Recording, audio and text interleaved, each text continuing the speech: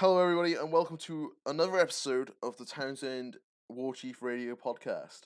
This is episode 4, and I think we've got a very fitting guest, Mr. Michael Boom. Hello. So, Mr. Boom, you're currently the world champion in Honorbound. You're currently the owner. Well, I mean, you are the owner of HXW. How Yep. are you feeling today? I'm doing pretty well. I just woke up not that long ago, actually, at the time of this recording. But I'm living, so that's the best I can do right now. I'm pretty well. That's fantastic news. That's fantastic news. Now, Michael Boom, tell us how you got into core. How did you get into core? How did you get into doing this? Because I think due to the extreme jump in popularity in HXW and the fact you're world champion in Honorbound, you're an integral part to the community. So how did you get into this? It's weird. So I had always gotten WWE games throughout from 2008 to now to the present, but in 2017 when 2K18 had come out, I decided to try and do like Road to WrestleMania storylines with these characters I created, with one of them being Michael Boom, which is my own personal car. And what I had decided to do for the fun of it, just in case anybody wanted to download it and any of that fun jazz, I put them up on Community Creations, and then I had gotten this DM about like 10 minutes after I put them up from this person on Xbox to join this promotion. So I said, you know what, let's try something out. So I really didn't know anything about EFED. I probably had assumptions that there'd be people that would do this, but I felt that, I don't know how interested I would be in doing it myself. But once I got into the swing of it, definitely was a life-changing experience compared to what my life could have been if I never put them up on CC to where I'm at today with my life. So definitely, changed how everything would turn out for me. And that's how I got my start. I didn't immediately go on Twitter and everything. I didn't have Twitter at all. So I started out in this Xbox Club promotion called NCPW, which was owned by Stray Phoenix, who you can now be seen in HXW today. That was his promotion, and I started off there and pretty much was, I guess you can say, exclusive there. That was the only place I worked for about 6 months when I first started. Fair play.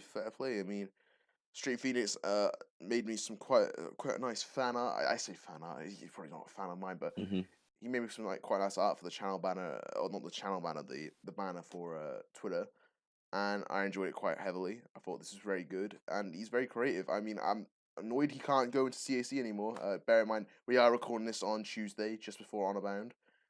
Yes. I see good things from there. He's very good. I think he's a prospect. I think for a lot of people. And he supports this podcast a lot. Like, I'm really excited with how much he I say excited. I'm really appreciative of how he supports that podcast. It's pretty good. Now, you touched a little bit on the fact he's now in HXW. Now, running HXW, how has that been for you? Doing a promotion, it's not an easy task, but at first it was easy because when I first started HXW, it was still at the time that I did not have Twitter. So I pretty much, just did another Xbox club. So the name of HXW, it came after a failed wrestling promotion that I was trying to do with Luke Flatters, which Flatters had canceled after a little while, after I think only one matchup to determine the world champion. I got upset and I was like, you know what? If nobody else is going to try and do something different, then I will. So I wanted to do an extreme promotion. Now, some people would have done that, but I feel like they don't really go into like the ECW route. They just have extreme just to be edgy and not really live up to the moniker of the name. So I wanted to do that, and of course add wrestling, but then I couldn't think of another name to add to it. So I went on to create a championship on 2K18, and I looked through all the names the ring announcer can say, and I was going through all of them, and I found hybrid. And I was like, hybrid's something many people don't really say or use in their promotions names. So Extreme Hybrid Wrestling, no, Hybrid Extreme Wrestling, HXW. That's how it began. And then fast forward 2 years later, now now HXW's gone much popular and has gotten much attention that I thought I never would have gotten, which is extremely grateful. But it also comes, you're paying a toll when you're doing a promotion that is getting a lot of attention because everybody, wants to be a part of it. It's pretty much Everyone wants to be a part of it and expects you to do stuff. Am I right? Yeah. It's pretty much like the place to be, but you realize that not everyone can get in. There's a lot of people that are talented that are probably not in, that we're probably in. But right now the roster is, at one of its biggest peaks than it's ever been. We've only done 3 seasons, but the length and the growth it's gone over the past 2 years is incredible. And so, it continues to evolve as the months go by, and who comes in, who goes, and just shows you who really brings a lot to the table and who doesn't. So that's a struggle with a promotion. When you're making a company, you need to realize who is going to bring much more to the table and what you can get out of these people. So you have to look in advance too of who do you want to represent this company, because a lot of people can represent a bigger company. You don't want to copy them because then people are just going to tune out immediately, saying this is just another version of this company, etc., etc. So you want to try and be original, and especially if you got people from other promotions, you want to do something different with them so they are in a different type of mood, a different type of environment with the show. So most of the people have a different type of style in HXW compared to other places that they're in. And that's something I keep trying to do and trying to keep bringing to the product is, maybe there can be, similarities, but my goal is to try and be different and trying to be an alternative to eFeds today. Well, a point you would like you mentioned, like you want to try and push different people. You want to try and give people an alternative, right? Because if you're looking at a company and you're seeing to yourself, these guys have got.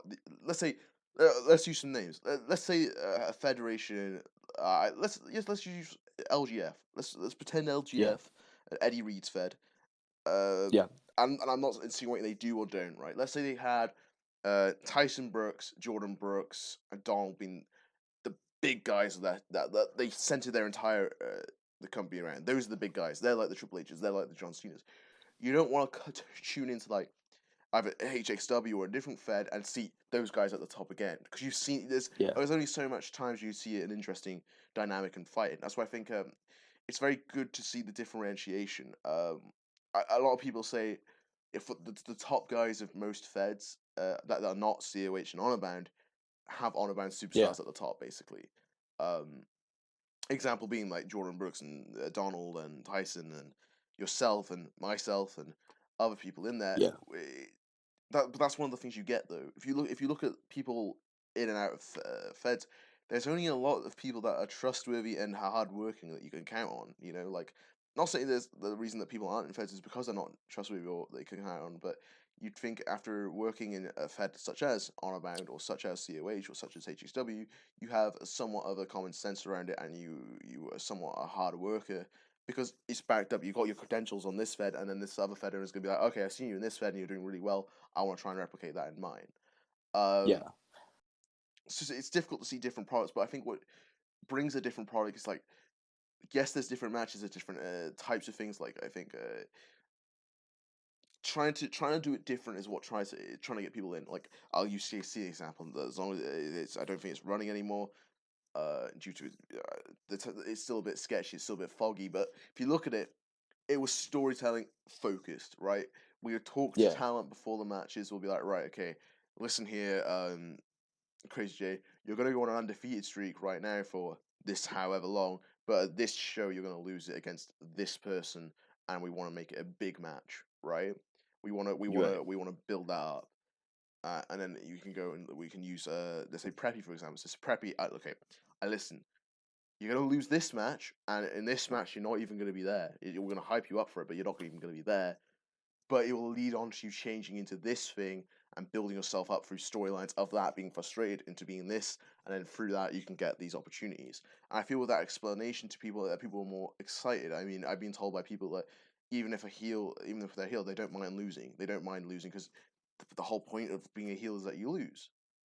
And I felt that was really good because if you look at most storylines and stuff in wrestling, I touched on this. I don't know if it was the last episode or the preppy episode, but when you change or when you turn let's say you go through a change and or let's say you've gone on a losing streak for a bit, so you're gonna go from happy go lucky to face to a little bit of a bitter heel. You expect that Yeah. change to bring on wins, and you think, okay, I've won now. Or like the whole point of this change is that I'm supposed to win now, but in core you still lose, and it's difficult to like. There's a big stagnant point where you're just constantly losing. You can't build anything. And core time travels a lot quicker than real life wrestling time. A lot happens in a week, a lot more in core happens in a week than it does in real life wrestling, I feel. So like if you're going on a loss and you've lost you've lost two matches in a row, it feels a lot longer than it is, Yeah. and in that you can get frustrated. And I'm sure you get this as a Fed owner, people who are frustrated because they're not doing much because they can't win. Yeah. And you get that with core. Like you would like touch hmm on a bit of it, like the whole people on losing streaks and how they react. Like, how do you feel that is?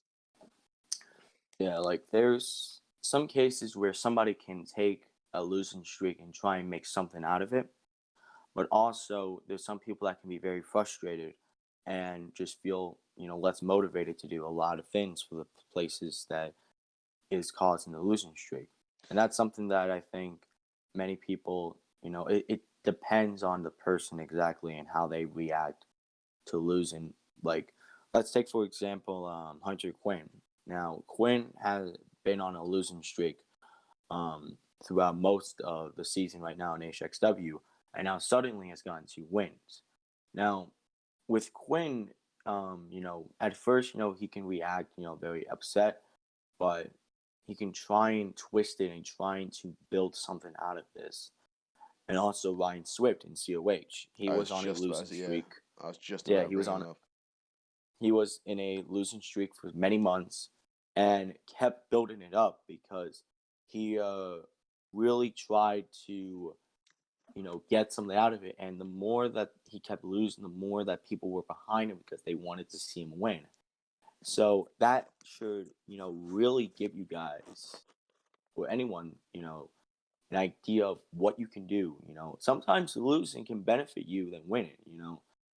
Um, like I've had my share of losing matches that could have been Mm. different if I did win, but sometimes it benefits and it gives you something to at least relax about that, you know, things may not turn out the way you want it to at first, but sometimes it can give your character more growth and more to, experiment with if you want to try and get something out of this all.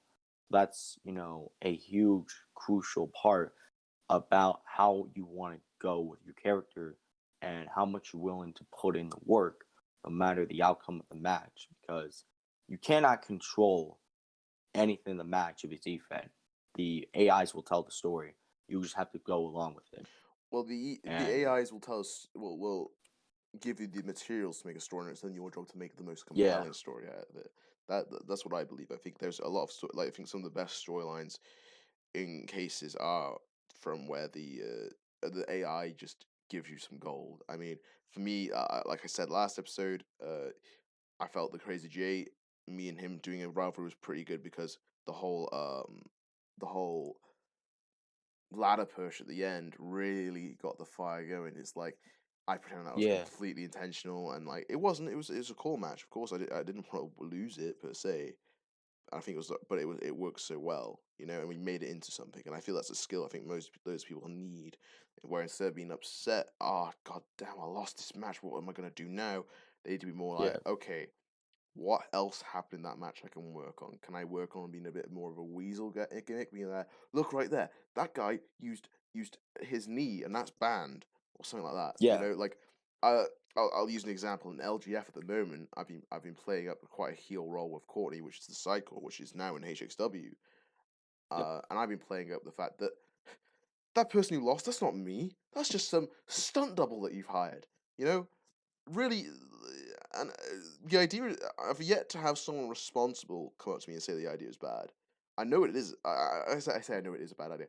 I know it's not a compelling idea, but it's just the idea I've got for now to try and make me look as strong as possible going into the championship match. But I'm yet for someone who is not saying it out of. I'm looking for someone responsible enough to tell me to stop doing this, or it's not working. Because I think there's a lot of people who just dislike her.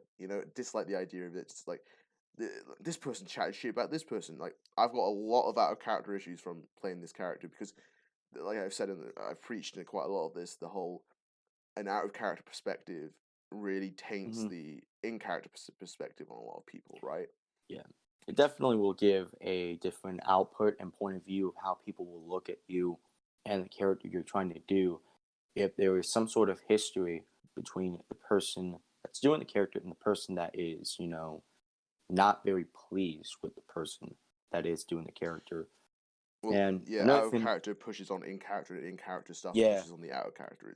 It's weird, and I hate people. I hate people who denounce that it's a thing. It's like, oh no, people don't do that. That's not a thing. No, it is a thing. It really is a thing. But it's a thing in people who take the game too seriously, and people who get upset about small things. Not saying that the upset is warranted. I mean, I know, for example, Courtney was quite a bitch when it comes to the promo things. Like, go back to promo school and all that shit. Like, I know I come off as an obnoxious ass of that character, but and that's why I've toned it down quite a bit, because I know that there's a lot of out of character issues that get caused by it, and a lot of them annoy me, so I stopped it. But yeah, like, back to you. Sorry, I didn't mean to talk over you there, but yeah. No, you're fine. Then, and one more thing I'll add about when you're losing a match is that there are some cases where people are going to try their best to not look weak after they've lost a match. They could say, I wasn't feeling it tonight. I threw the match out.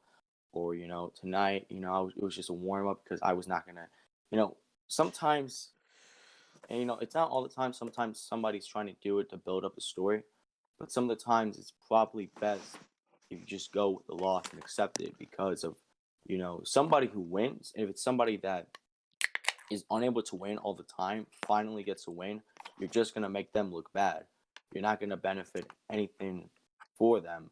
And it's going to make everything look shitty when the outcome, looks bad. Like, if I lose a match, like if I ever lose a match when I'm world champion, I can accept it because I know that I'm not going to let this define me. And I can, let everyone know that this won't slow me down. It's just a speed bump in my long road to trying to being the best champion I can be for this brand. That's the atmosphere that I feel some people need to take when it's a champion that's losing, importantly. Well, I think to build off that, in Honorbound especially, there's a reason they banned the phrase "I don't care," because as soon as you denounce that you don't care about it, it's like, that was just a fucking warm up. You think you can beat me on your best, and stuff like that kills the story for anyone. If I'm someone who's wanting to watch that, let's say there was a rivalry between me and Jordan Brooks, right? And I said something along the lines of, if Jordan beat me, I'd be like, huh, Jordan beat me. He beat me when I was drunk, or he beat me when I wasn't doing anything. And you gotta, and people just say, like, I don't care now. The match loses impact because you just completely no sold it. And people don't care for your character, because if you're that guy who just says, I know it sounds fucking assholey with what I just said about the Courtney thing, about me saying, oh no, it's just a fucking stunt double. But at least that whole thing was a little bit more original. But yes, it devalues the match, but I feel when in some cases it works. In the Courtney case, she's a fucking heel, and I know enough with the whole heel and face talk we've had on the timeline, and everyone was talking about that. I think playing a heel and slightly tinging towards the out of character role, is how you get over as a bigger heel. I think. If you look at really good heels as of late, as of recently, a lot of them are assholes. Yeah. It can put on that asshole card in real life as an out of character thing. With Courtney, I think the reason, like, I think, and in saying, "Oh, so the match is not working," I think in doing it in such a unique way. Like, here's the thing: I don't think it would take someone a lot of deducing to realize that's just a fake excuse. We all know it was her in the ring, but she's going to carry on saying that it wasn't her because she can't handle the insecurity. There's layers to that little tidbit of information that I've given out. To everyone saying it wasn't me. She can't take that insecurity of losing. And I think if people gave the time to listen to it instead of being like, "Oh, look at this cunt, he's just no selling the fuck out of it," then you need to look at it. But if you're saying I wasn't ready for the match, then that's stupid. I think if you can turn it into something good and you can make a storyline out of it, i.e., Corny's insecure about losing, that's why she's saying it wasn't her in the ring, it was someone else, because she couldn't handle the responsibility of the defeat. And it kind of annoys me that I have to fucking explain it like that, you know. But aside from the fact, because people take it too much in character and they're taking it like they hold it against me, because of it. But it's like I'm gonna carry on saying it because that's what I'm gonna do till I get my storyline kicking off. There is Courtney as soon as the storyline I got planned and we've been talking about. Well, not me and you specifically, but as soon as me and Eddie have been talking about it, as soon as that kicks off, then I'll probably be less playing that bitch role. Like Yeah. I've had to watch my mouth quite a bit though, because a lot of out of character. I know I've come to you about one of the out of character situations, and Yes. they got really, like, it got me really heated with a lot of people because I Yeah, just feel like it had gone, a lot of attention, and it caused just many changes into future storylines and everything like that. well, what it tells So me is that certain people can't take being promoted at. If you're a champion and you can't take someone just saying I want to match with you. Like, for example, boom, if I went to you now in Honorbound and I said, yeah, "Fight me, world champion," you can shut me down. You can say, "Well, look at the White Rabbit and look at Tyson Brooks. They beat you before they did their shot above you," and you can easily say that, and I'm denounced. And I'm like, "Oh shit, huh?" But yeah, like in their there's case, there's different ways. There's yeah, different well, ways there was different ways to to shut me down and say, yeah, there's a lot of ways to say you're not. I don't want to fight you, and you don't have to sound. And the two main ways that people use it, it's overplayed as fuck, and it's just boring to hear now. Is uh you don't deserve to fight me. I don't have time to fight you. You're not worth my time, and that one. Or you're scared to fight me. You're scared. And both of them are yeah. overplayed as fuck. And yes, I have played it as corny because I was just being the bitch character that I was.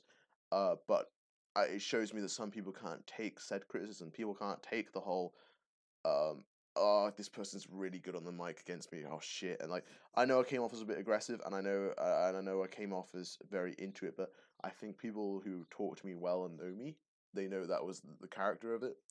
And basically, a lot of people, like, there's people in that and were listening to that, and they were like, and hopefully, if people are watching this, they know what I'm talking about. But there was no one else promoting for that title, and I felt that they needed someone to promo for that title. And in me being an asshole, I did it. I was like, okay, I'm going to promo for that title because no one else is. Maybe you can just build up a heel persona or maybe a face persona. Who knows what you're going to do? But they didn't do anything. They decided to go the out of character route and go off. That's another thing too. Some of the times in promos, somebody would try and do something out of character, or will hold a grudge out of character for something in character for a fucking video game. Like if you're friends with somebody and you do a promo with them and you are going back and forth and you are able to get them, like you outsmart them in their promo, they're gonna hold something and they're just gonna be upset, bitchy, pissy.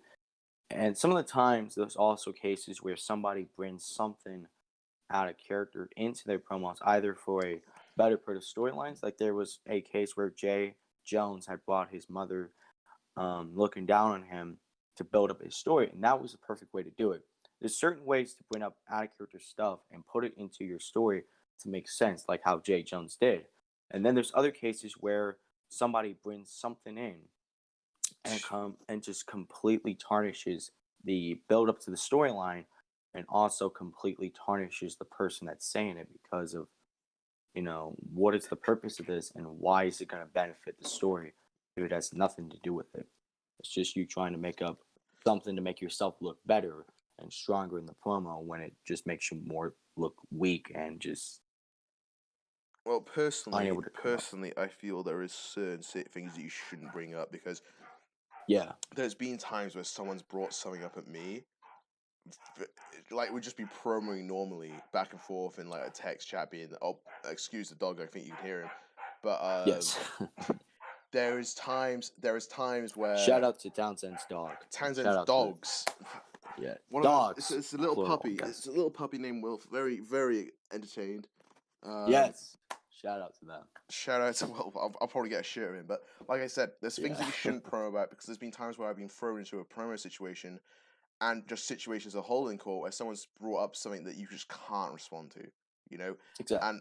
And it's not I can't respond to because the line's so good I can't respond. It's like they've brought up a deceased family member. They've brought up someone else they brought up self-harm. They've really put you in a situation where if you say anything, you look like a fucking asshole. And it's very manipulating. I feel that. And I honestly, if you're someone who's promoting, unless you know the person and unless you've agreed behind the scenes, because I remember someone came up to me and wanted me to talk about their it makes me cringe now that I think about it, but it was when I was first. It was my first, in Redacted, in their big WrestleMania match when I had a tables match with a certain other Redacted. Yes. I think I got told he asked me to. Yeah, he asked me to bring up his. We were talking about what we could do, and he said, "You know what? Go bring an idea. Bring up my drug addiction." And I was like,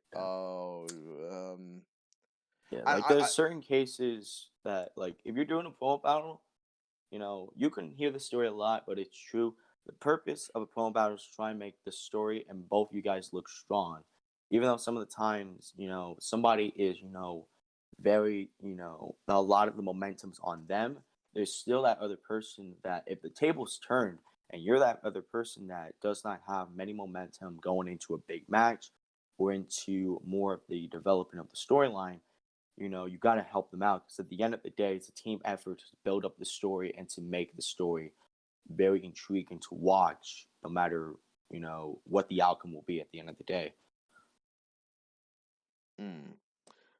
I agree. So, I think you just need to be careful what you bring into court, because exactly, yeah, you got to be, there's boundaries of what you got to say and what you cannot say.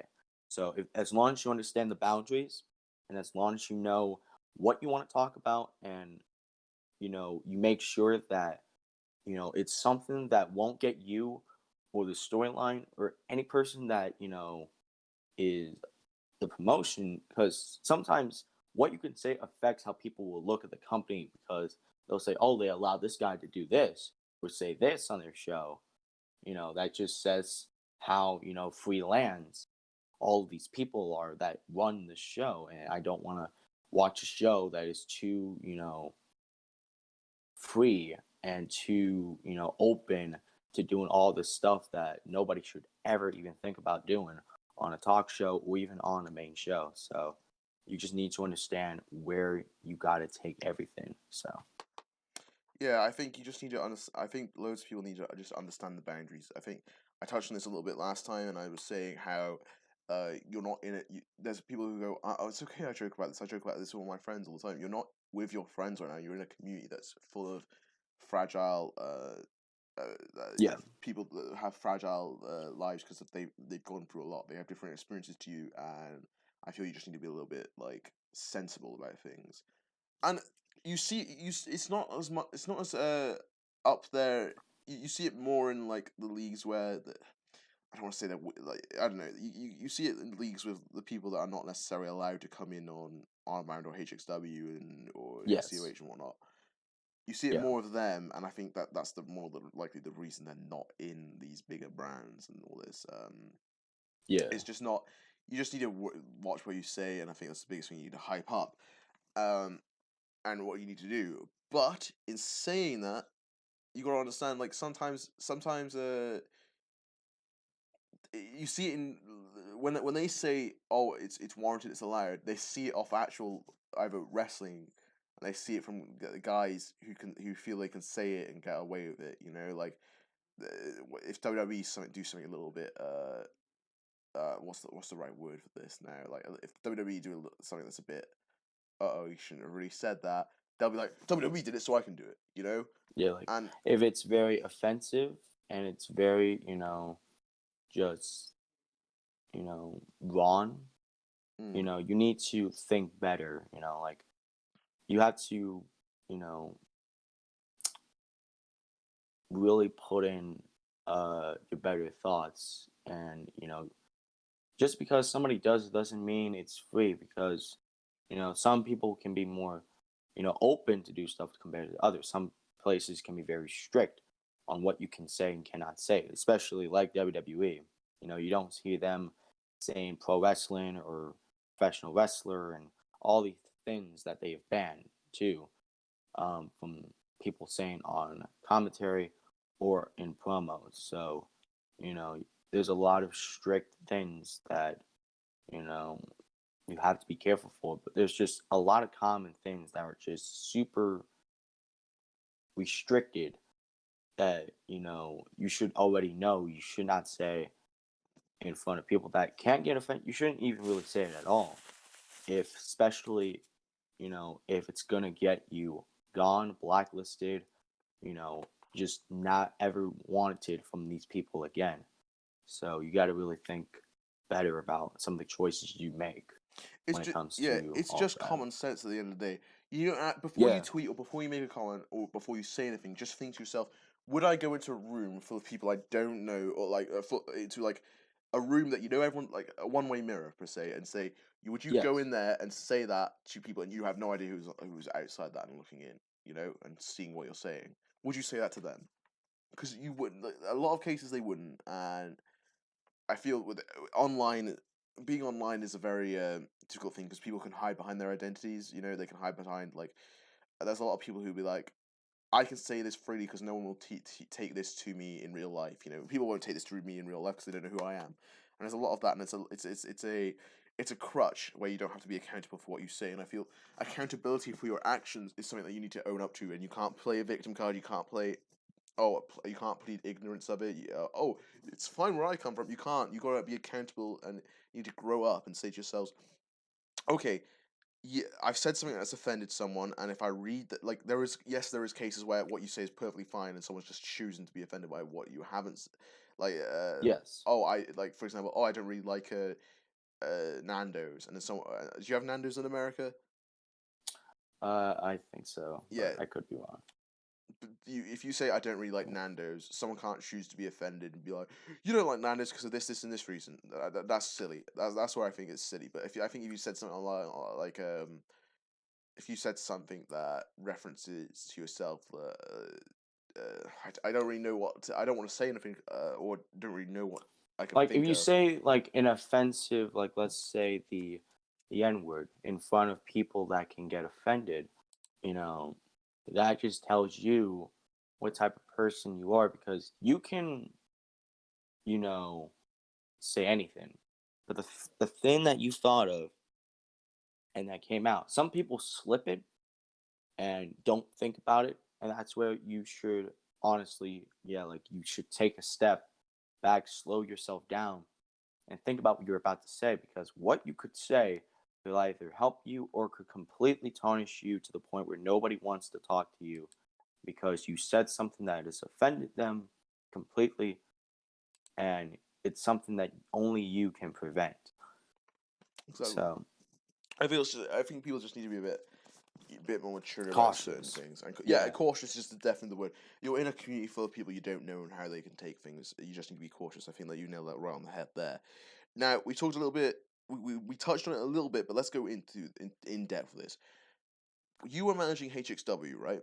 In Yes. HXW's eyes, what has been the thing that has best helped you get out there? Like what has there been like a little special moment where you just been like, that moment has gotten us to this popularity, or this show in particular has just made us mainstream? I would definitely say Mania 2 was a big factor. I think both of the Manias have been a big key to getting to where we're at today. The first Mania I did, it was, an average Mania show with about almost 50 people. And to me at that point, that was the be all end all for me because I was in total of 7 months working on a show after having 2 data corruptions where I had to remake some stuff and re-record some of the stuff that couldn't get recorded. I didn't have a laptop, at least at the time when I was recording everything.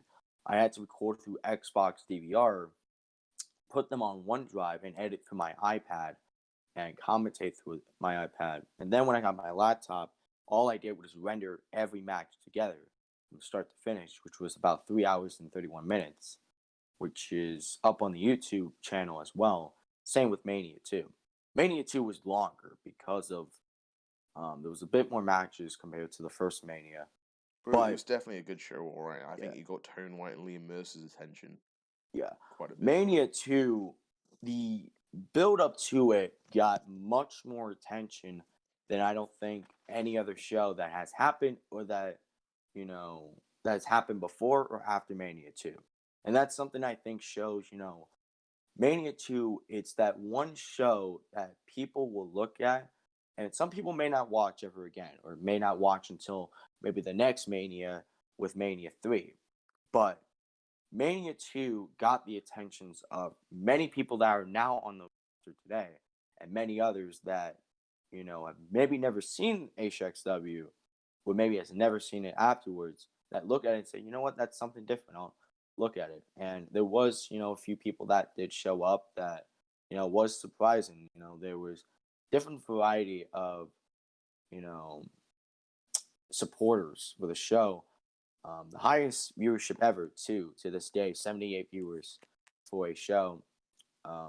But after the show, it grew HXW up because the people that came in afterwards, including Townsend, MC Adams, QC, BGW, Carter Blackwell, Dave Henderson, Jordan Brooks, Tone,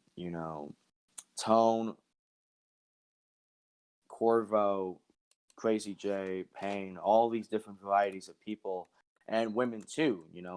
Nicole Hale, Destiny Martinez, Carmen Sanchez. Mania 2 changed it all, and definitely was my proudest achievement so far. And I'm probably saying this now until Mania 3 comes out, but yeah, man, like. Well, how long did it take you to make Mania 2? Because I'm pretty sure Mania you 2, did a lot of work on it. Yeah. So I started recordings in I believe it was late October. And this was again before I had gotten my Elgato. So I was again trying to do stuff on the Xbox DVR. However, there was some sort of glitch where a lot of the recordings for different variety of matches went missing, and I could not find them. They were not on my hard drive. They were not on like the Xbox Live. They were nowhere. So pretty much they were gone, and I didn't know what happened to them. It wasn't on me. It was pretty much on Xbox. So once I got my Elgato, it pretty much made it so easy to make recordings. So believe it or not, Mania 2 came out in February, right? I got my Elgato on Christmas. Throughout late December to, I believe, a few days before Mania 2, I re-recorded every single fucking match, which was 12 matches in total in the span of about 2 months, nearly. And well, the quality paid off. The quality did pay off. I think it was probably one of the best core shooters. The quality paid. It just, I was pretty much recording over like 6 hours of, spots and, parts, and then I would take them all to Vegas, the source I used to edit, and I pretty much added the sound effects, trimmed, where it says like my gamer tag and all the stuff that you would see on highlight reel 19, zoomed it in so that way you don't see it. And then, I put it all together and I got the show going. And definitely still today, just a changing of the guard type of show that, definitely put us on the map for where we're at today. So yeah, man, that's an achievement that I'm proud of and I will always be proud of. So To build on that, and you look at yeah, you say you were calling spots. What was your favorite spot of that show? there's a lot that I did enjoy, because the one thing about matches is that you don't want all the matches to be 5 stars. You want at least a match to, breathe in and, calm yourself down to get excited for this next match. Because if you have over 10 plus matches that are just completely wild, you will not be able to catch your breath and you'll be completely winded out by the end of the show, or maybe even before, even anywhere close to the midway point of the show. So there was at least a special spot in every single match of the show. Um, I don't have a number one, but I'll have like the 5 favorites. My One of my favorites was CG hitting the spinning back fist with a gauntlet, sending Coach flying through the announce table. That was a good one. Yeah, the second one is probably many people's favorites. It's Jack Hunter doing the coffin drop off of the stage through shadows and through the table. The next one, it's Tyson on the top of the steel cage, going for a dive, but getting caught into Enigma Soul's Soul Taker into the Koji clutch. That was my favorite. That was my favorite. Yeah. Everyone was saying how Jack's coffin drop was his favorite. Yeah. No, it was that was mine. Yeah. The next one was Nate's, Nate West Express spam on the outside, where he had hit it on Donald, then Rigoni, and then Aaron, doing it all on the outside, just spinning around like a train station, like one of those train stations that just goes in a loop. And yeah, that was a very fun spot to do. And then there's a few from the TLC match that really was some of my favorite parts. So I would say G doing the riot driver on Johnny Miles on the ladder bridge, because that was, a spot I had constantly had in my mind, before any of the matches were determined. But I knew that if G was booked and if it was a ladder match, I would find my way to make the riot driver work on the ladder bridge. So, with Mania 3, the only thing I'll say is that I don't know how much highlight reel I can do with it because of how 2K20's highlight reel has been and how much, it's been, difficult for a lot of people that want to do highlight reel to work with. So there may not be any over the top, insane spots compared to Mania 2, but Mania 3 is still going to have a lot of special moments, and that's, a key factor to how the show will be. I hope so, man. I hope so. I mean, I'm looking forward to Mania 3. And yes, with the technological disadvantages from like the whole highlight reel not working, I feel that you could you could still have a good show on your hands. I mean, you just got you just gotta book the detectives in the the tag title match, the world title match, the all the title matches, and you got the case. Yep. Townsend, quadruple champ. Let's do it. We need Townsend it 4 now. belts. Townsend all the belts. No. You say 4. Townsend all the belts. Townsend all belts. Townsend infinite belts. Oh yeah, there we go. You think bloody Thanos was Infinity Gauntlet? It's just Townsend with like the Infinity Belt. It's just a massive belt with little gems in it. Oh, and no one can beat me for it. No one, man. Undefeated. That's how you do it, man. Now we've talked quite heavily about HXW. Now let's talk a lot. Well, let's talk a lot about Honorbound.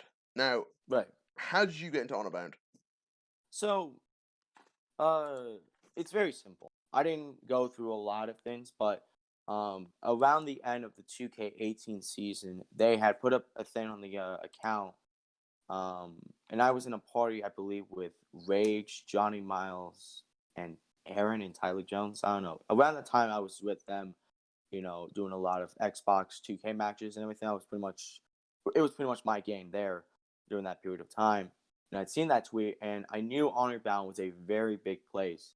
So I knew, like, maybe if I get there, maybe there can be, a lot of things going for me. So I, asked to join, and I got in. So I didn't debut until the 2K19 season, since they were pretty much done with the 18 season. So I got in around the Black Friday episode. After struggling, because if you guys remember, I have an iPhone, so I could not upload images because of the iOS glitch, and I didn't have my laptop then to upload it through there. So I had to get Breon, who pretty much did not know who the fuck I was at that point compared to now, to upload the images on a default call for me to put on Boom, because I had the call pretty much ready to go. I just needed the images. And I got it in, and I debuted on the Black Friday edition of Honorbound in 2K19, where I was pretty much in a 8-man elimination battle royal, which was just, it's some way to debut a lot of people, and it was how I got debuted. And then my first singles match, I got 1-6 by Connor Smoke, because I was shit at stats and traits. Same. Yeah. Honestly, I'll say this. I think I've got the best Honorbound debut. Full stop. Yeah, like there's a lot of debuts that have really gone a kickstart for a lot of people that are in Honorbound today. Well, do you remember my debut? I don't think you would. I believe your debut was the Rumble match where you entered at number 30. Oh, he knows. He's a Townsend stan, ladies and gentlemen. He knows.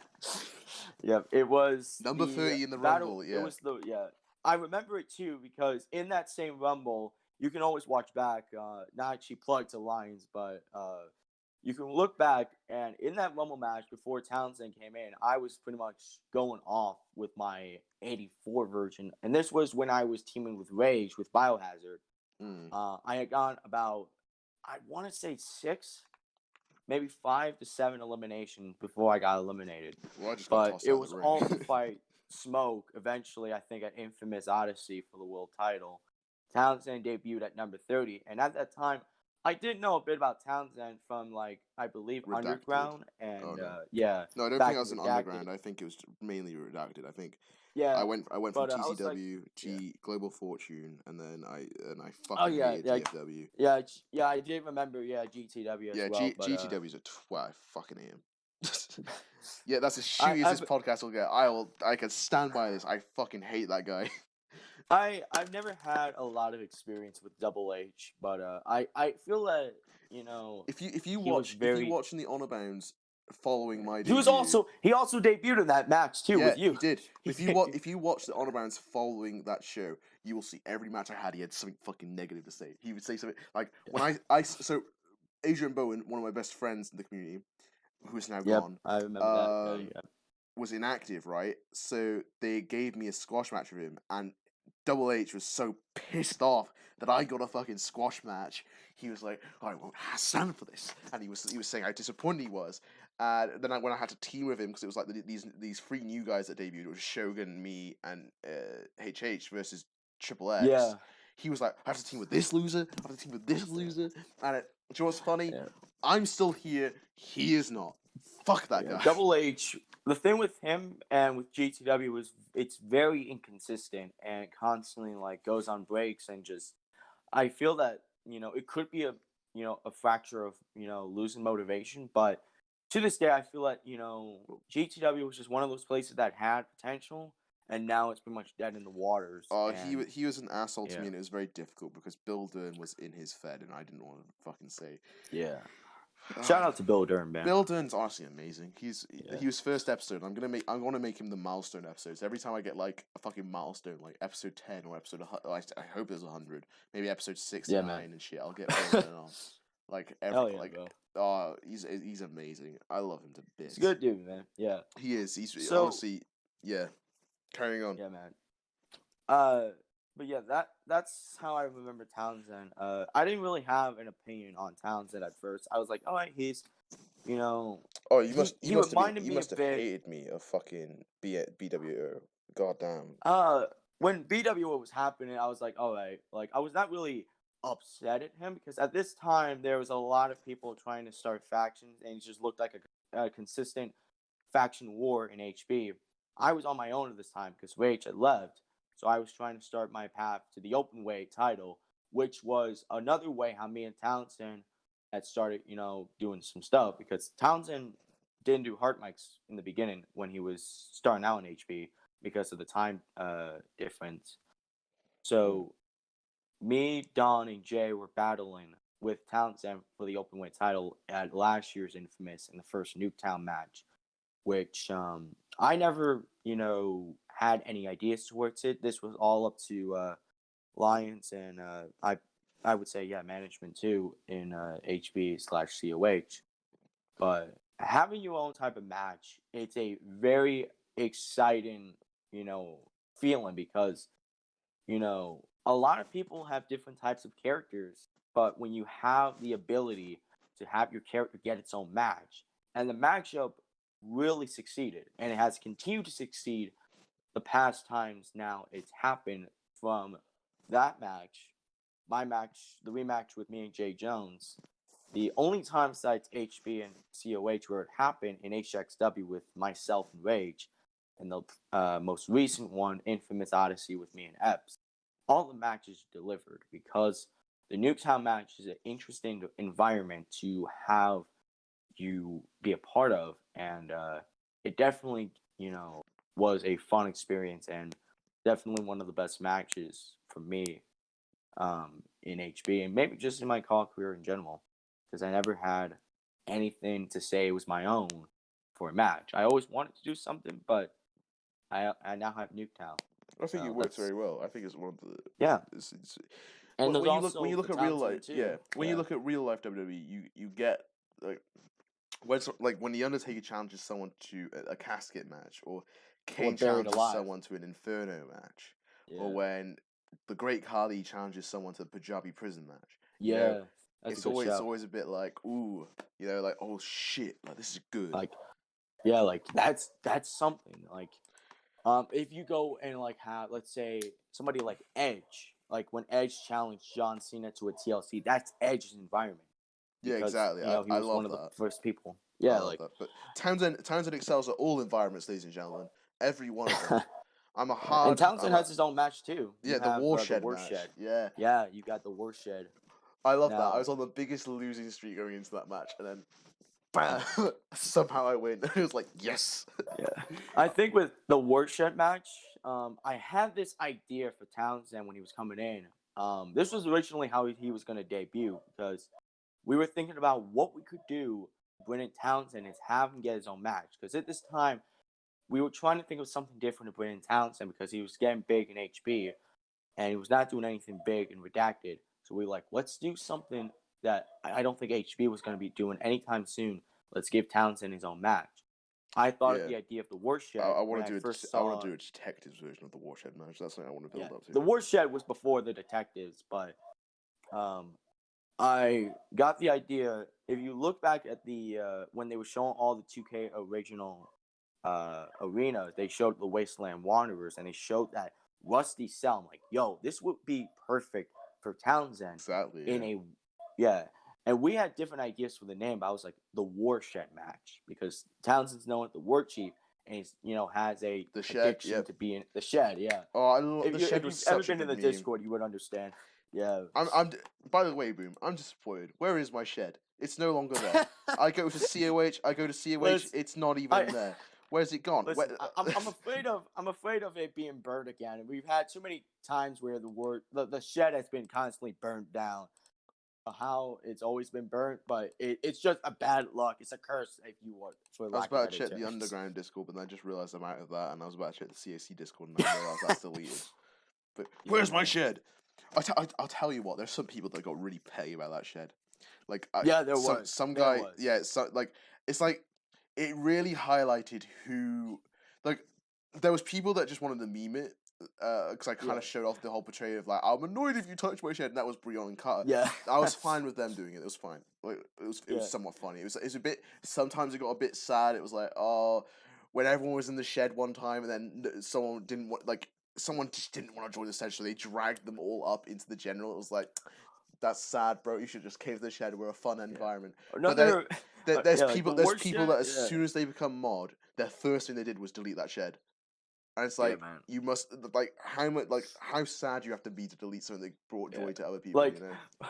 I remember we were in the shed when we were watching Infamous Oblivion, like the watch party for it was in the shed, and it was a fun experience. Like, the shed in the COH Discord definitely was fun because I would see sometimes it would be you and Epps or Rigoni or Lexi or G, watching like pay-per-views or doing all these things, and like the shed was something that was incredible at the time. Yeah. And I feel that, maybe like we can jokingly say, like, where's the shed? But I think in a way we don't want to like keep, going to the same thing because again, it'll get repetitive and people are just going to like, it'll like devour or, lose its touch or mystique. So it's one of those things like once in a while, like you look back and like, you know what, that was so fucking awesome. But if you, look at it and say like, oh, it's the shed again. I don't know about that. I just sometimes find the one Discord with the shed that's in. It's the boys Discord with crew. Everyone's left this Discord, by the way, but it's just legit. It was like it had Richards in it, had loads of these people in it. But now it's just Jack, Coach, Crude, and myself, and we've not touched it for the last message sent to it was in the 18th of January when I said we should all join. We should all add each other on Snapchat. Yeah. Oh man. And then Crude in March saying, imagine being blocked by one of the boys. And then he got blocked by Rigoni. Because Rigoni blocked Baleska. But yeah, it's kind of cool. But yeah, like, I'd like to build on it. Yeah. Sorry? I did remember that. Yeah, well, I think... no, I was just saying that, yeah. I think the Discord... like, here's the thing with the Shed Discord, right? Yeah. There was people that despised it.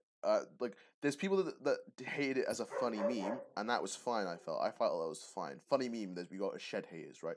But there were people that despised it just because it was me running it, just because I was doing something, And to further on the point of what the Shed was, it was a fun little thing that we had where... Yeah. I don't know, it's just friendly, it was a friendly thing. Sure, it got annoying every now and again. It was mentioned on Hard Mic and stuff, and like, it got over because Lions brought up. Lions was in it once, and that was the highlight of my life. But there was people that just despised it, and you just thought how sad you have to be to hate something that much that just brought people happiness.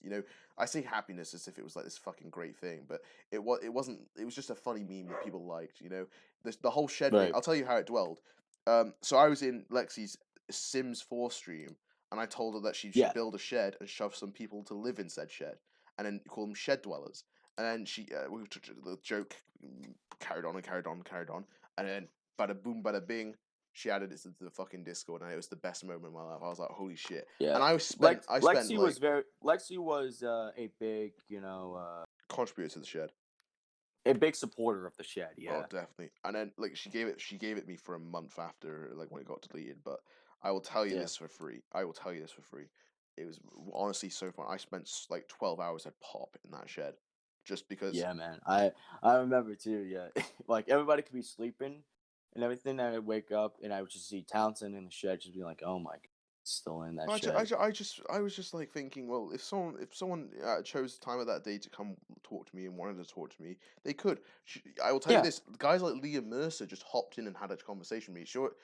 And like just because they were like, I see you in here, and it's like, cheers, I just kind of liked it. My favorite person to come in the Shed was Sol because we all just said he was old, and I was tired. Yeah, like I love that. I remember, like Sol is good. Sol's a good soul, no pun intended, but he's a good dude, man. Man. There's few people I'll go out of my way with to get on the podcast. Like, not to say that I won't go out of my way to get like guys like you on, but I'm open for everyone to come DM me and be like, because I don't want to fucking brag. I seem as a braggy person right now, but I've had quite a lot of people DM me saying, "Listen, I'd like to come on the show," and I said, "Sure thing. Just tell me when a time is, and I'll get around to it, and I'll get around to doing it." And there's very few people I'll go out my way and get them on the show and be like, I need them on the show because they're good. And that's Bill Dern.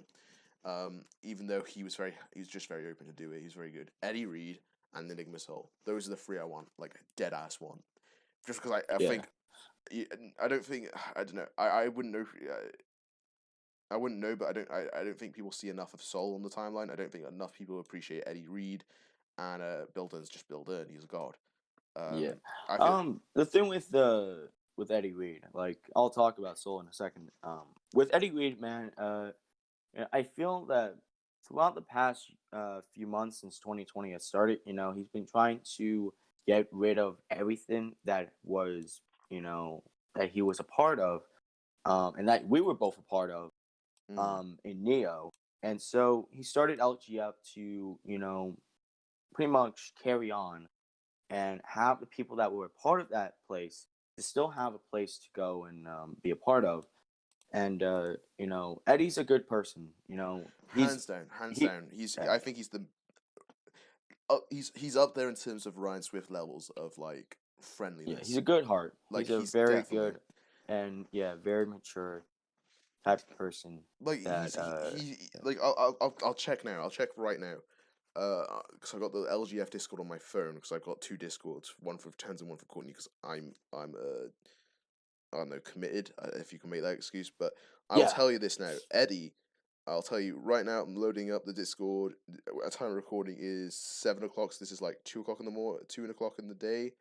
Eddie is in the is in the Discord for LGF, waiting there. And do you know why he does that? He sits there because he feels if someone wants to talk to or someone needs someone to talk to, he's there, and he's always there. That's Eddie, man. Eddie's openly able to help anyone out, and like I feel bad too because I feel like I'm never always in that LGF Discord, and I want to give back to Eddie. And Eddie, he's just a great soul, man, and he deserves a lot.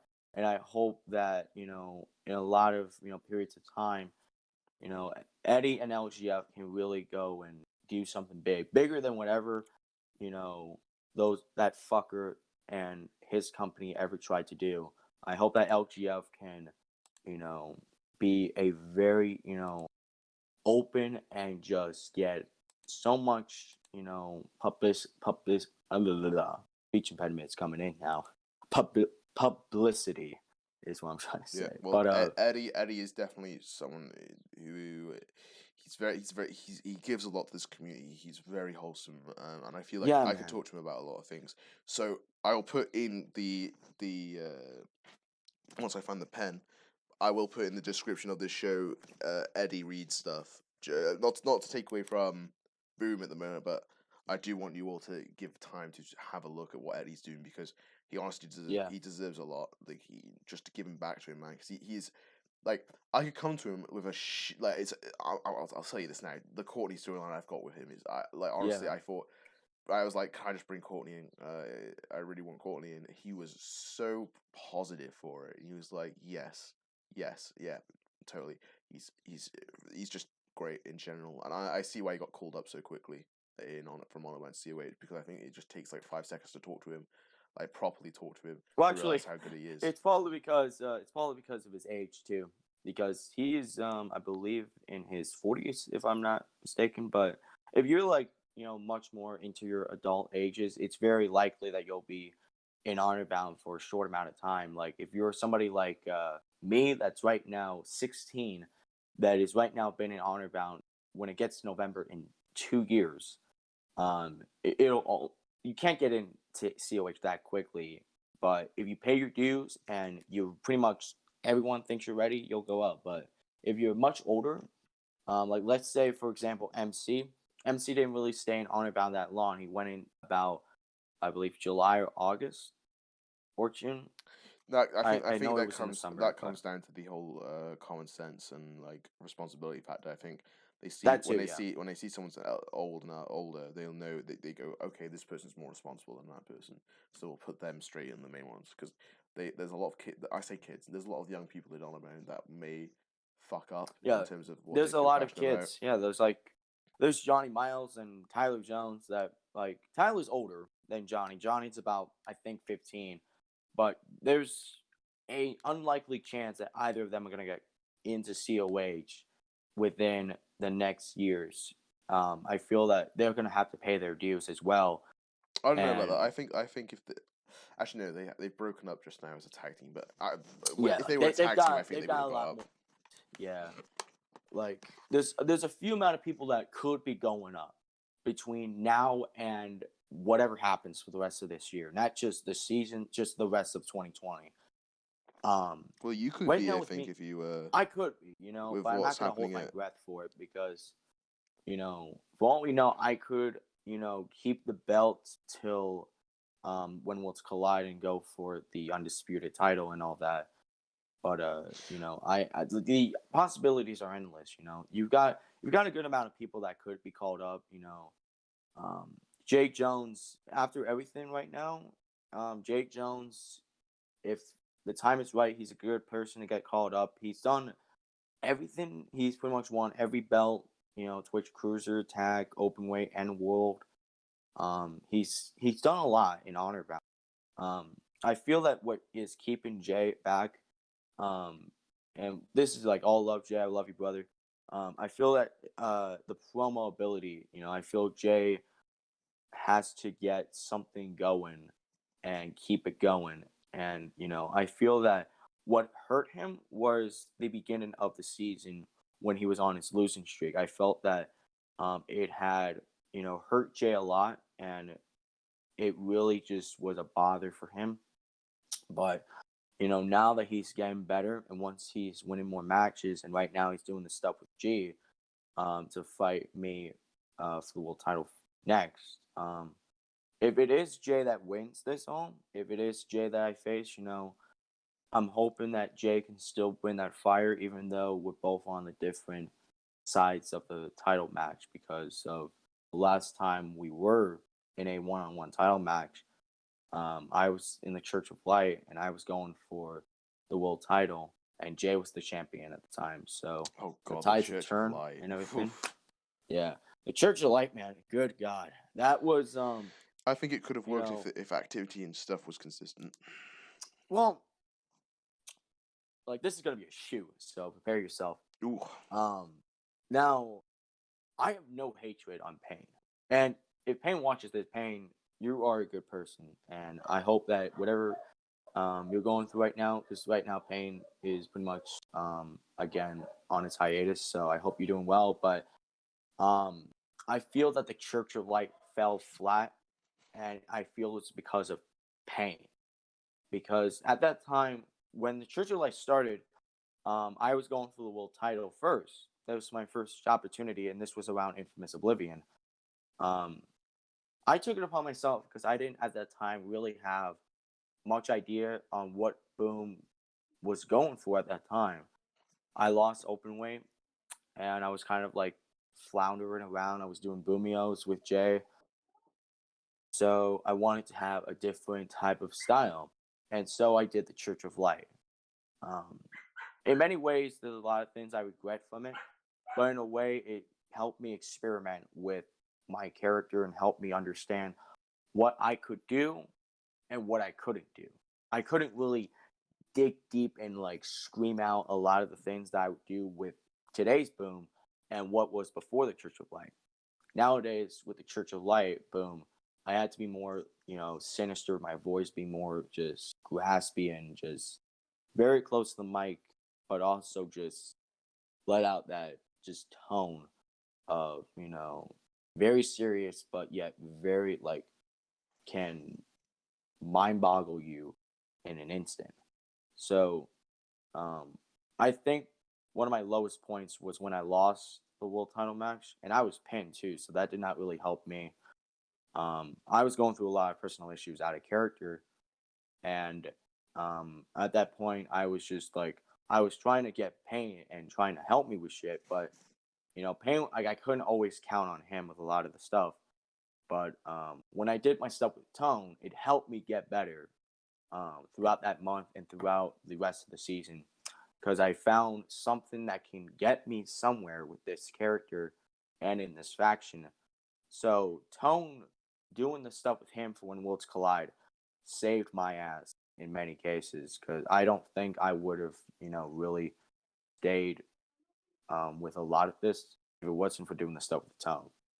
I probably would have tried to find any way out of the Church of Light if I didn't do stuff with tone. Once I did stuff with tone, then the 2K20 season came.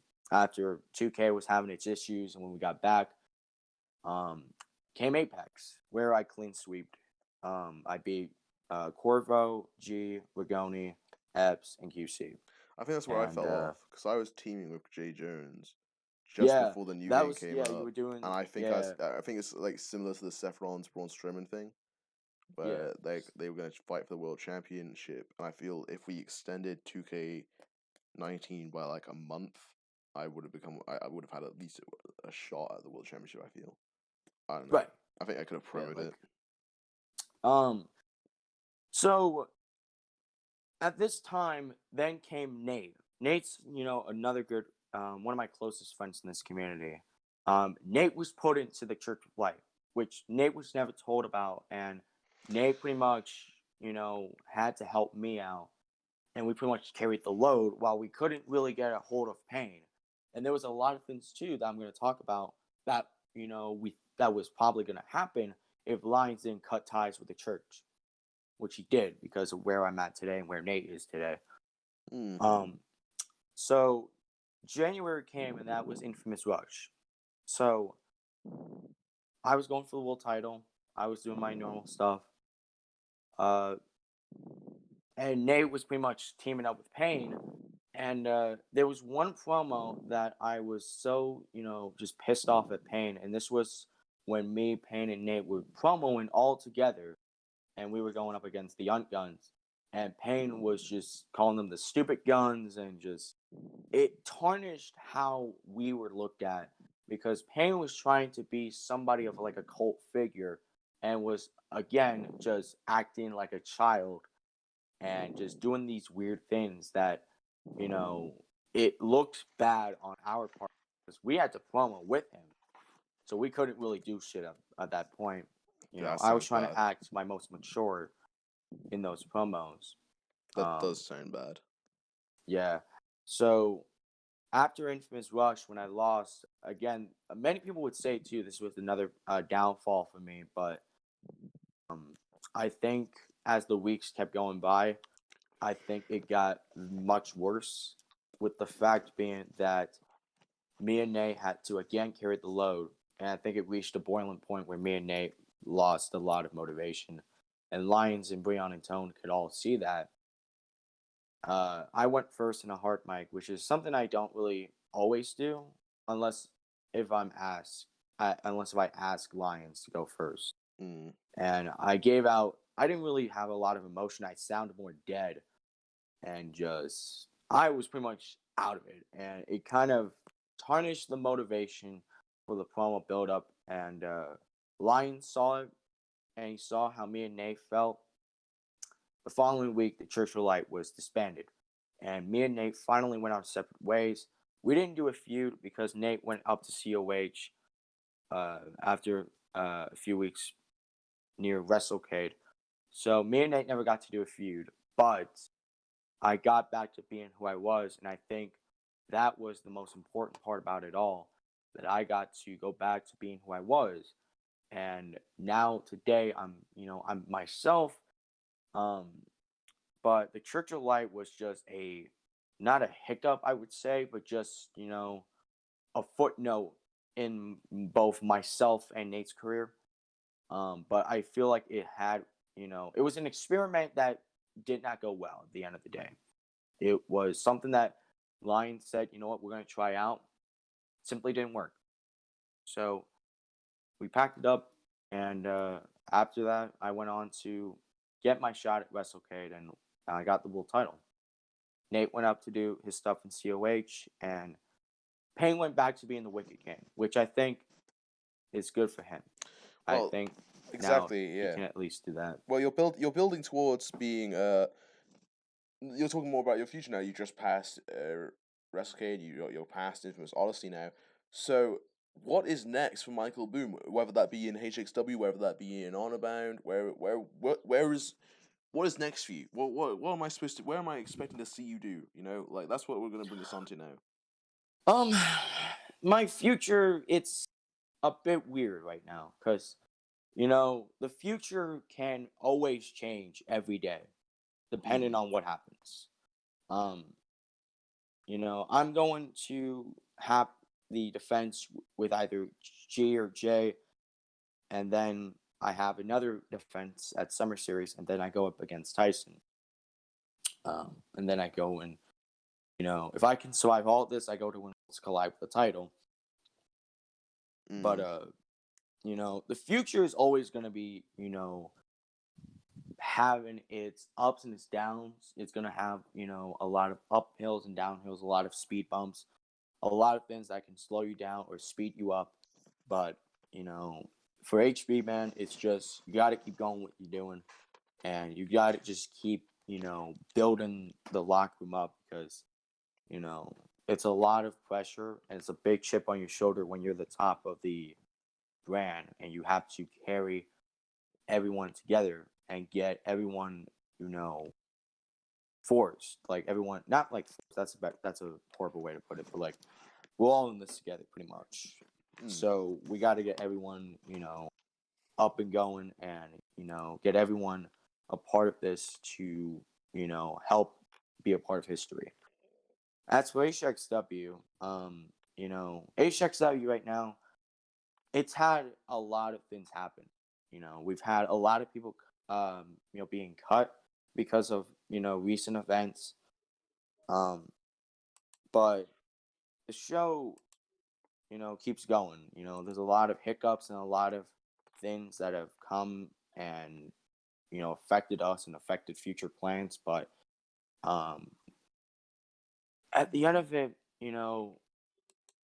we still keep going. And now we've got, Future Shock Chapter 3 coming for Adrenaline and Blitz Warfare. And then the Rumble, which is going to be exciting for a lot of people to see. Well, yeah, that's the nature of the beast. That's the nature of the beast at the moment. It's a constant grind. Yeah, there's no off days in core. There's no like you got to run week by week by week by week by week, and a lot of things change. Like you could be building up someone. You could be building up someone to be like the next world champion, and then within a week they fuck up and they're blacklisted. That's the nature of the beast. Like, you gotta at least understand that a lot of things can change every day. Exactly. What do you like? Yeah, like I already know who I want to go and win the Rumbles. Well, that's July. Townsend. That's Townsend, of course. But all I will say out is that the Rumble will be historic because of what I want to do with it, and the Rumble will have a lot of meaning to what happens at Mania 3. There's going to be a lot of things that that will pretty much help out where everything goes and give everyone an opportunity to get on the card, because Mania 3, it's a big atmosphere. It's a big deal to get on Mania, and it's, everybody wants to be a part of it, but not everyone can. And that's something that, it's a big sacrifice in a way when you're a company owner. You realize that not everyone can be there. But as long as you know the right people that you want to put in there, the people that will promote it, the people that will give a shit about it, and the people that will help out as much as they can by either pitching out something for a match that they're a part of, or trying to, think of ways to help out by doing ads, by doing different variety of promos, anything, any bit of help is, much appreciated for me. And, you just gotta understand that there's a lot of time put into places.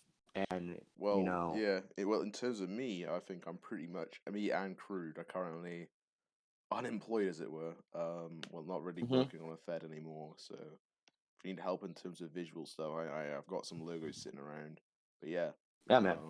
So any contribution can help out, because the thing about HXW is that no matter who has been there, every person that has been there has helped change everything about HXW. It's changed, matches. It affects every single person for what they could do and what they have done. So, Exactly. anybody can say that like they were there and they didn't really do much, but in some way, every part of the roster, even those who were there that are blacklisted, that maybe shouldn't be mentioned or should be praised for what they have done, were part of history. So, every single time something happens, it's a part of history. And so you just gotta keep going, keep grinding, and tomorrow it's always gonna be a new day to start fresh and rebuild everything and, you know, take all that you've done and make one of the best stories you can provide. Mm. Well, I agree. Well, talking about future projects and whatnot, let's talk about matchups. Now, boom, give me some dream matchups that I can expect from you Ah man. that you would want to Um happen and you want to do soon. there's a few good matches that I would like. I think my number one would be myself versus Lions. I think me and Lions have a similar um style right now. We're both, you know, providing a promotion that is giving out content every week. And the promo styles that we both give are almost similar. And I think the matchup we could give to everyone would be a very special matchup because it's the very best of HXW versus the very best of COH right there. And it's been one of my dream matches since 2K20 started. Where would you Um, want that then, in COH or HXW? you know, I'm always open for ideas, I'm always open for, a COH versus HXW type style pay-per-view or a co-promotion pay-per-view that could involve a few inter-promotional matches. But either way, if it's HXW or COH, man, I'm fully down to the match. And if Lions ever hears it, like I'm fully down to do any of these things. Um, just to get that match to happen and make history with it. Well, I'm not too sure how many Um, people watch the show or if whether or not they're up in the air, up to Lions' yeah, prestige. But aside from that, I'd be happy to see you in Lions at tussle in the ring, whether it be HXW, whether it be COH. It's a massive it's a massive occasion. yeah. Now, Um, what other matches have you got? Myself as Enigma Soul, I definitely think Soul has been a huge part to helping me, even though he hasn't like helped me out in many ways. But seeing how he's done the Soul Taker and everything, how he's done a lot of his different types of personalities, it's made me realize that I can try and experiment, and sometimes I can fail with different ideas. But if somebody like Soul can make anything work, like doing a mafia gimmick Oh, or let's not talk about the doing Mafia. Let's not talk yeah, about the Mafia.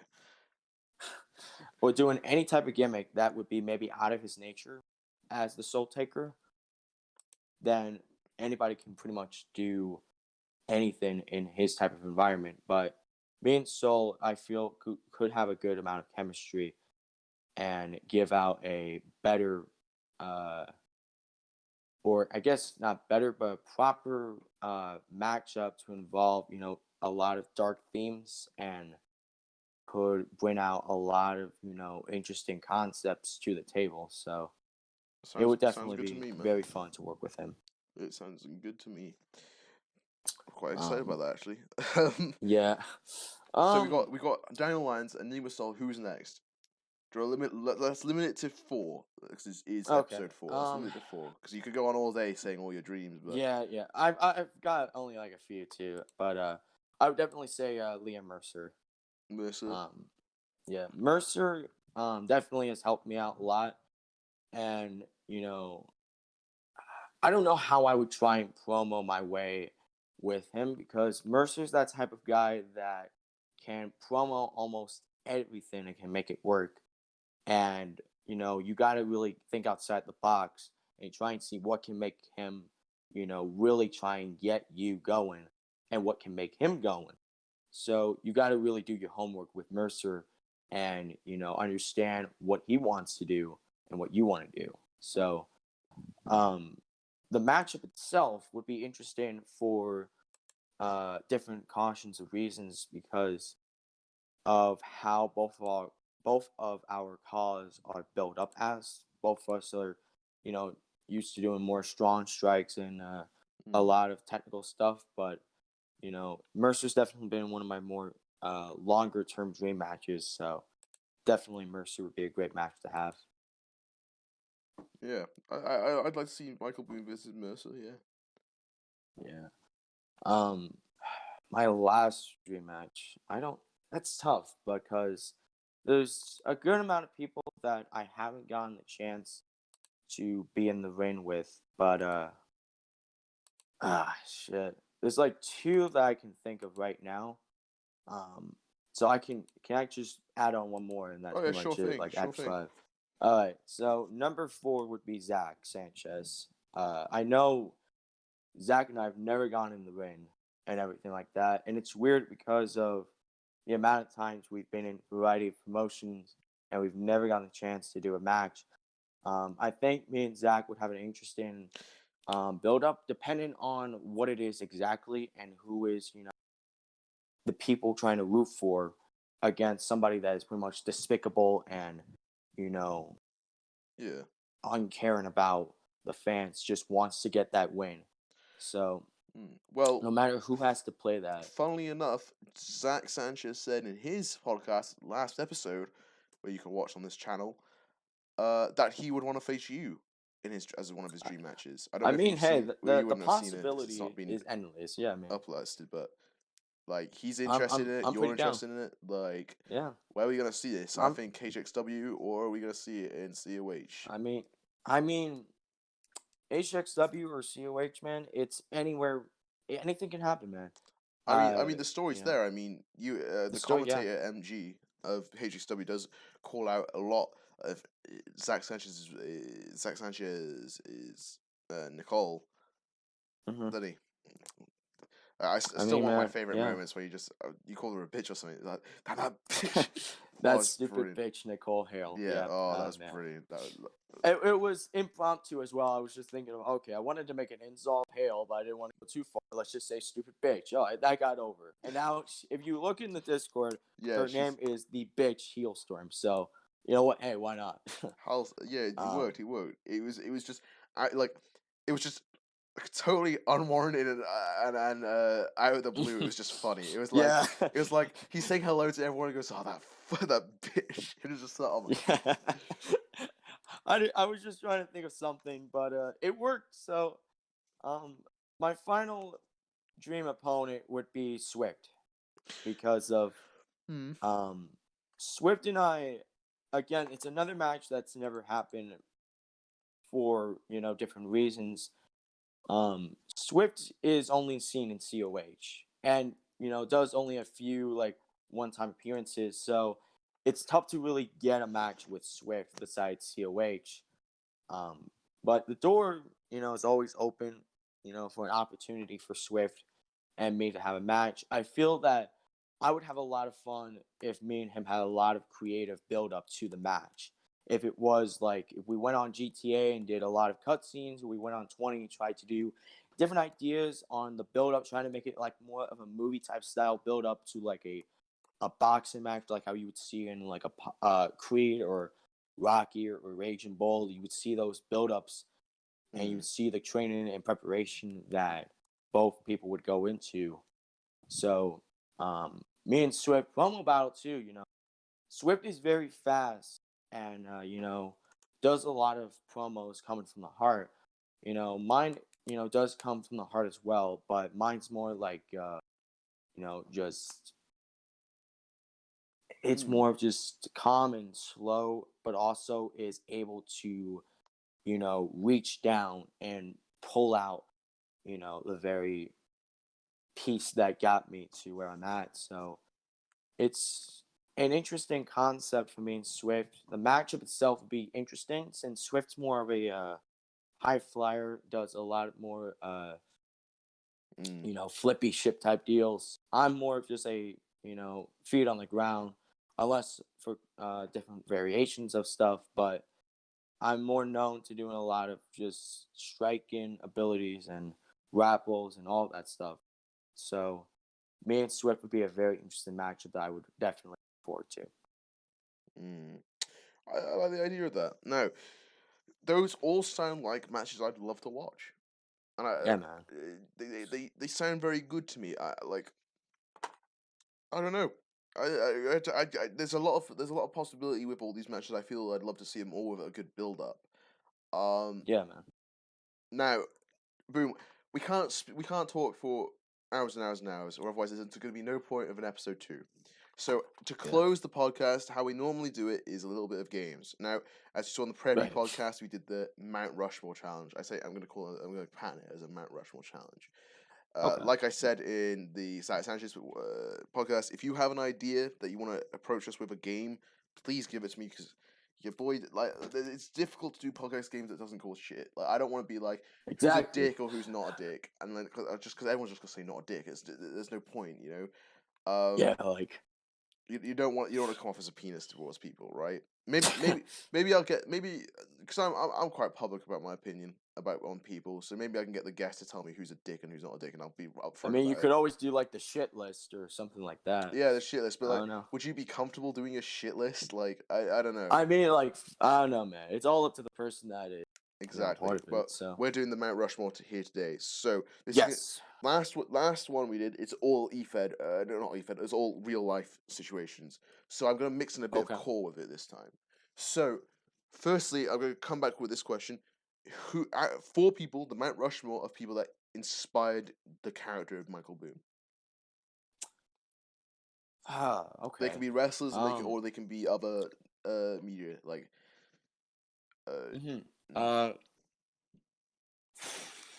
I would say CZW John Moxley. From when he was, doing a lot of his stuff there, his promo ability was just, he was able to channel any type of emotion. He could be happy one moment, he could be very dramatic, very emotional, just very, agitated, pissed off. And his in-ring ability was just very incredible, and was able to back up a lot of his, just words and get everyone interested in what he had to say next. My next one would it's definitely a Joker, but I would say Joaquin Phoenix's version of the Joker. Now, even though, Boom was out, like I did Boom way before Joaquin Phoenix's Joker was ever thought of. Looking back at it now, at least for the backstory and how Boom became who he was, I look back on the Joaquin Phoenix version of Joker, and definitely, I can sense that, close vibes to Boom, and that's also the inspiration for why Boom has green hair. The backstory with him is like long, it's a long story, but Phoenix's performance as Joker is definitely up there with Moxley from CCW. Yeah, no, I do like the green hair is something that stands out for you, and I think it works. It's something different that people can recognize me by. That started a trend with people on social media fucking dyeing their hair green and just adding my name, like Tor Boom, Don Boom, Nate Boom. Like, there's a bunch of people that just added to the Boom family, so it is what it is. But it was fun. All right, my third. Shit.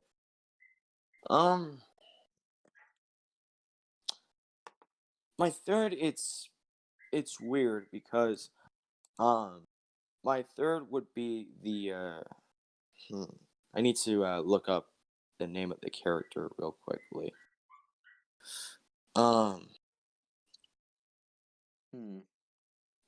It would be Travis Bickle from Taxi Driver, who was played by Robert De Niro. Have you ever watched Taxi Driver? No, I'll give it a quick Google right now. Yeah. So Travis Bickle is pretty much an anti-hero who is a veteran from the Vietnam War, who, just is pretty much a taxi driver in mid-70s New York, who tries to find the American dream and goes through different types of mental illness and, just a lot of anxiety and paranoia. Yeah.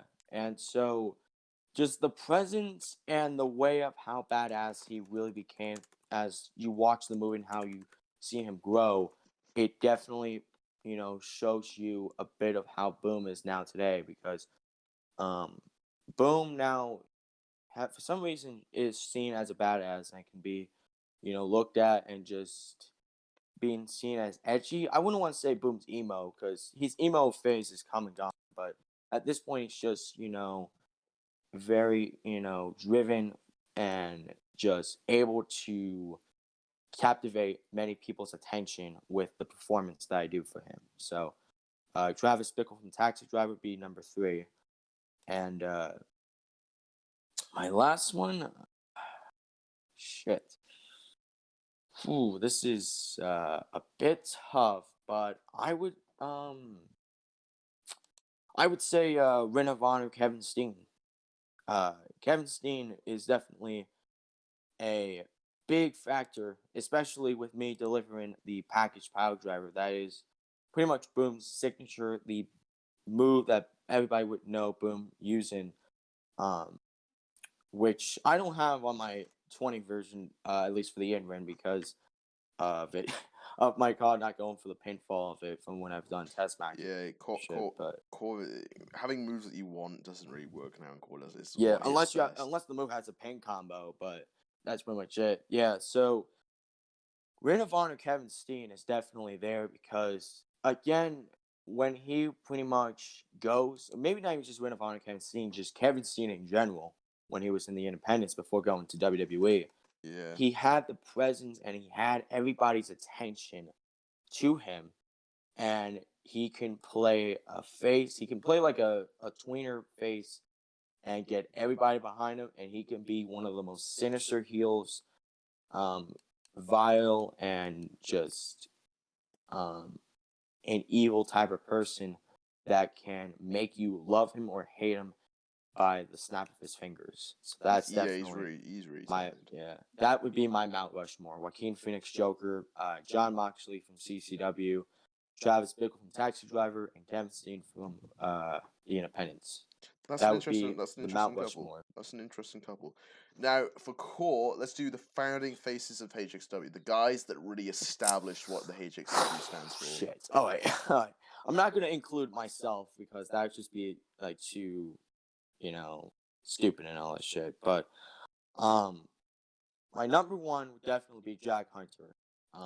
Even though he's not in call anymore, the legacy he left behind and everything that Jack did definitely progressed HXW and gave us like a person that was, could be the face. Like when everybody would see Jack, they would notice him as like the face of HXW. Jack would definitely be up there. My next one would my next one is Coach. My next one is definitely Coach Dave Daniels. I was waiting for him. Yeah, Coach is one of the key ingredients to why HXW is where it's at today. And the guy out of character is one of the nicest and just one of the most cheerful guys you can find in this community. Because even though a lot of shit has happened, Coach always thinks positive and can put a smile on anyone's face by just, putting anything he has. Like, there's times where he's come back as fucking Crimson Coach.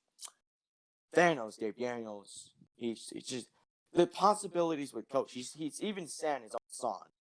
Like, the dude is incredibly talented and just does a lot to provide for his character. So that's one of the proudest things I am happy for with Coach in HXW. Let's think here. I would say my next one would be Tyson Brooks. Now, for Tyson, he has definitely been a game changer with how HXW has become. And with Defiant, it's pretty much become now a key factor to HXW and Asylum, to be more exact. But Defiant was an idea that we all wanted to try and come up with. And, at that time, Tyson was not really interested in staying in HXW. But once we developed it, Tyson was, more down to stay around and do HXW stuff. So Tyson really got the character going.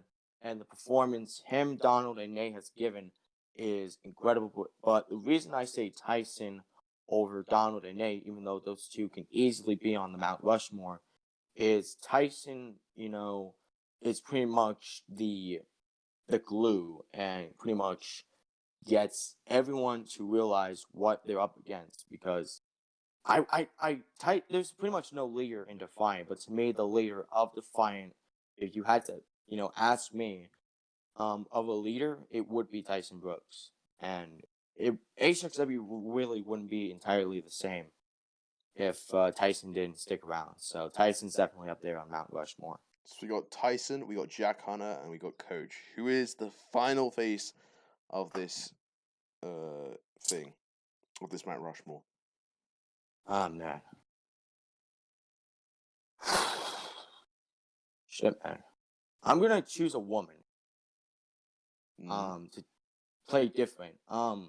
There's two right now that are perfectly capable in being there, but I'll say for this one, the two choices I had were Sophia Winters and Tora Troy, but for this one, I'm going to go with Tora. So Tora Troy, when she first came into HXW, I didn't really have much plans for her. But again, this is also an example of somebody like using your roster and trying to make somebody out of that. Tora was not really doing much at the time, and I didn't really have seen her get her big moments in the sun. So I decided, you know what, let's have Tora win the Rumble and the women's title. And then it led to Tora and Sarah for Mania 2, which main evented the show. And Tora kept the belt for a little while, I believe has the longest reigning title run in HXW history for the women.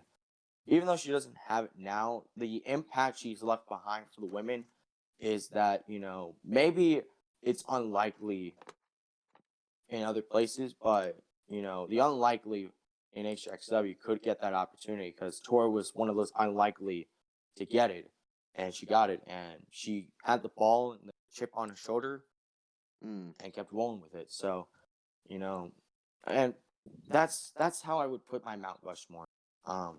There's a lot of great other people that I would put, but those four made I think the biggest impact to how HXW is today. So those would be the four.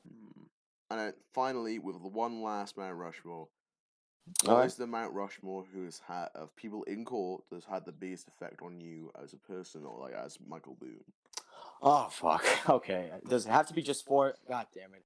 Well, here's the thing. Here's the thing. If anyone's listening, don't be upset if you're not one of the four.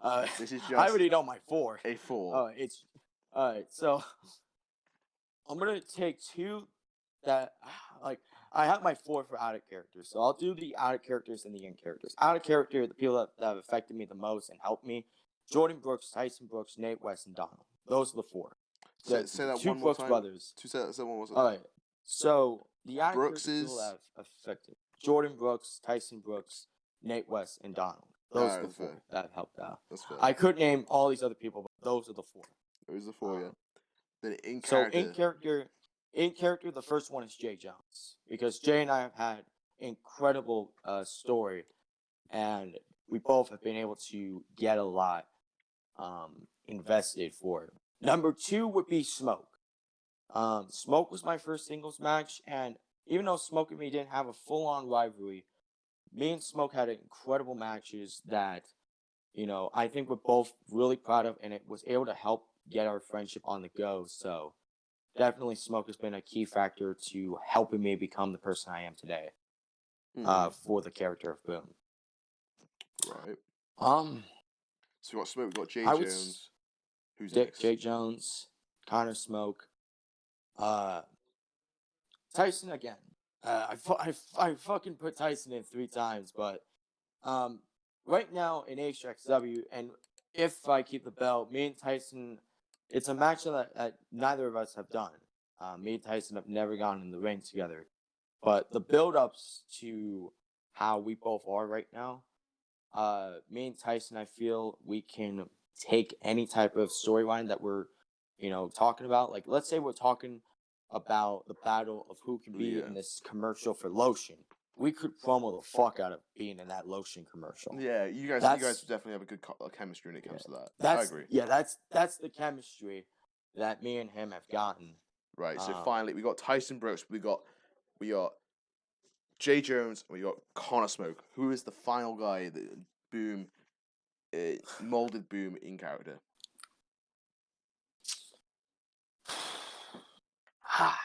Well, this one I think. This one I'll probably say with a lot of gratitude. G. Psycho G. Now, yeah, me and G, we've done our back and forth history with one another, and the promos we've done, like I remember the Friday the 13th edition, and again, this was when I was just coming off the world title loss, and I was going through shit IRL.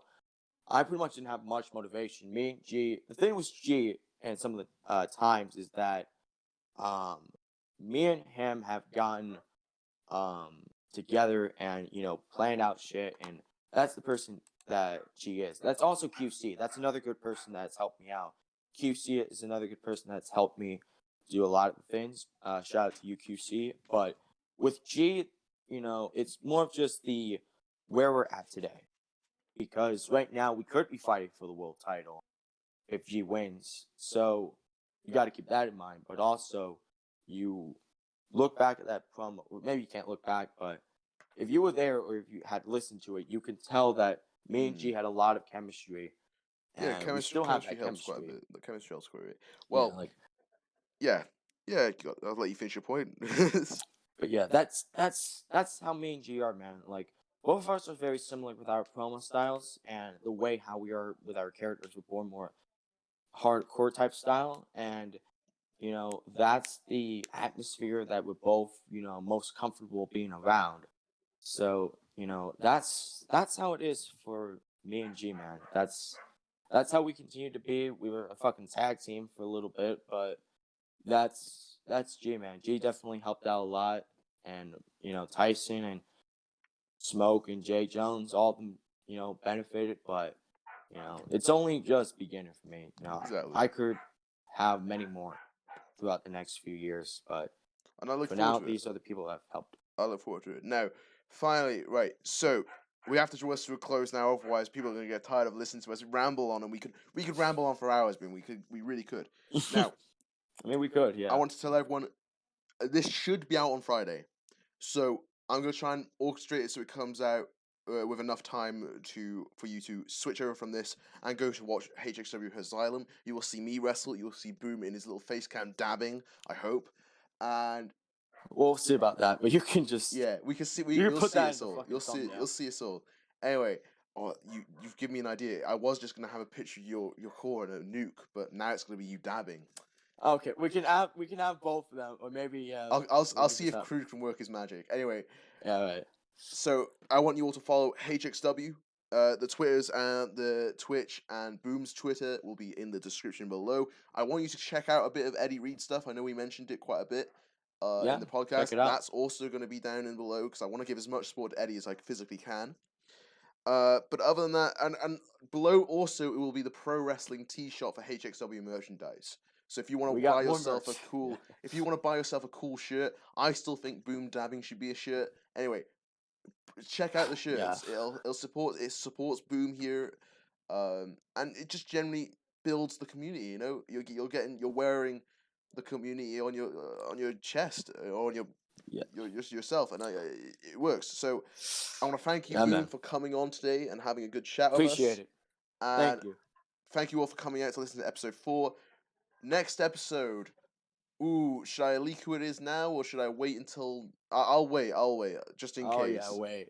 Leave it up to the people to be surprised. Yes, we'll surprise some people. Anyway, thank you ever so much for coming. Thank you, and good night. Peace out.